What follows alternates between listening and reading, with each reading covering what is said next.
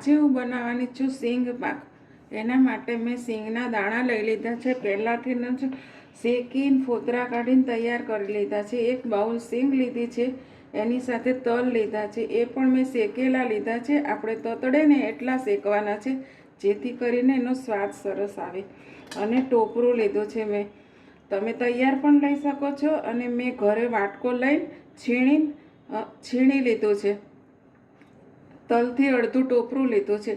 ખાલી સિંગ પણ લઈ શકો છો, પણ આ તલ અને ટોપરું નાખવાથી એનો સ્વાદ બહુ જ સરસ આવે છે. હવે આપણે આ બધું ક્રશ કરી લઈશું.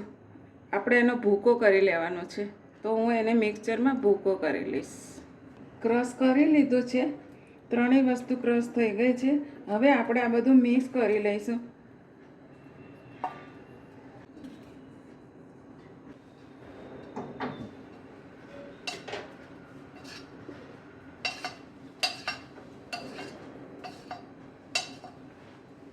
થોડા મોટા વાસણમાં લઈને આ રીતે મિક્સ કરી લેવાનું, એટલે બધું એક સરખું થઈ જાય.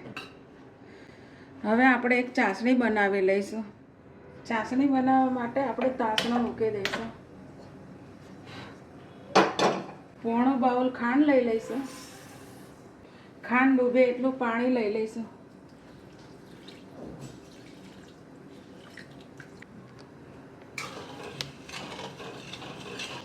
થોડી થોડી વારે આવી રીતે ચલાવતા રહીશું. જ્યાં સુધી આ ખાંડ ઓગળે છે ત્યાં સુધી આપણે થાળી તૈયાર કરી લઈશું. આપણે જે થાળીમાં ઢેફલા પાડવા હોય ને એ થાળીમાં આપણે થોડું ઘી લગાવી દઈશું.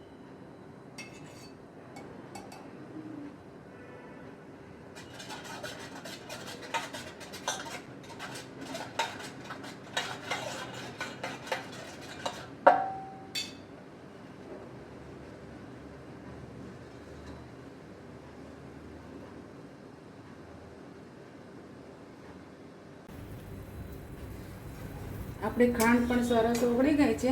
હવે આપણે આને થોડી થોડી વારે ફેરવતું રહેવાનું, કેમ કે આપણે આની બહુ ચાસણી નથી લેવાની, એક જ તારની ચાસણી લેવાની છે, જેથી કરીને આપણો સિંગ પાક એકદમ પોચો થાય.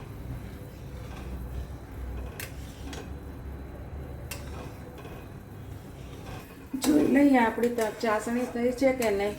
મેં પહેલાં એક વખત ચેક કરી હતી, ત્યારે નહોતી થઈ, ફરીવાર ચેક કરી લઈએ. જોઈ શકો છો આપણો તાર બનવા માંડ્યો છે. હવે આપણે આ મિશ્રણ એડ કરી દઈશું.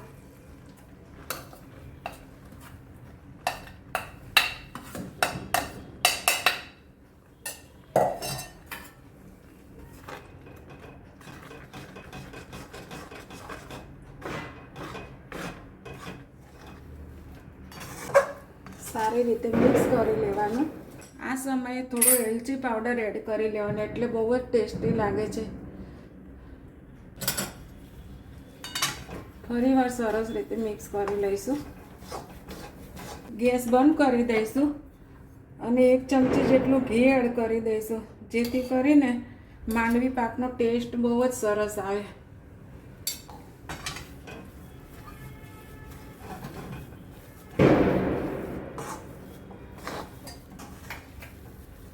આપણું મિશ્રણ તૈયાર થઈ ગયું છે. હવે આપણે આને થાળીમાં ઢાળી દઈશું.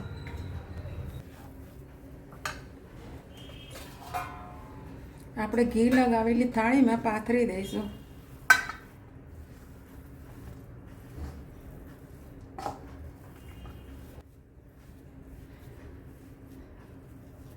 આ રીતે કિનારીએ સરસ રીતે પ્રેસ કરી દેવાનું. જો આપણે ચાસણી પરફેક્ટ બની હશે ને તો સરસ રીતે ચોસલા પડી જશે, અને આ રીતે સરસ રીતે એક સરખું પણ થઈ જશે. આપણું આ સરસ થઈ ગયું છે. હવે આપણે આની ઉપર એક વાટકો લઈ લઈશું અને અહીંયા ઘી લગાવી દઈશું. આ રીતે થોડું ઘી લગાવી લેવાનું અને આ રીતે સરસ રીતે પ્રેસ કરી દઈશું.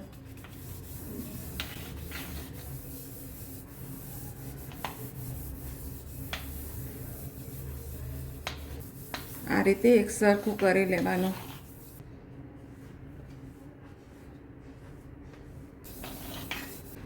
આપણો માંડવી પાક સરસ બનીને તૈયાર થઈ ગયો છે. હવે આપણે આને રૂમ ટેમ્પરેચર ઉપર ઠંડો થવા દઈશું, પછી આપણે એના ચોસલા પાડીશું. આપણો માંડવી પાક ઠરી ગયો છે. આપણે એને એકદમ નથી ઠરવા દેવાનો. સાધારણ ગરમ હોય ને ત્યારે આપણે એના ચોસલા પાડી લઈશું.